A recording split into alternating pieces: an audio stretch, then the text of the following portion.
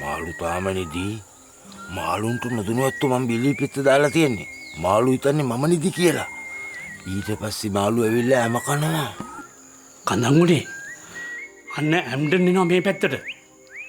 මේ ඌ ගෑණෙක් ගෙනවයි කියලා මම කිව්වයි කියලා ඌත් එක්කම කියන්න එපා හොඳද?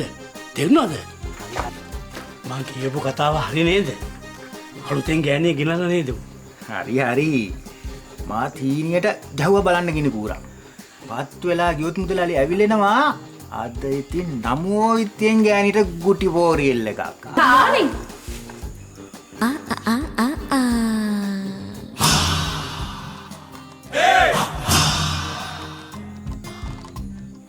කිරිල්ලා හඬා වැටෙද්දී පෝලිමේ ඉන්ටා යම් පෝලිමේ ඉන්ටා කිරිපිටි ඇති තැනක් සොය සොයා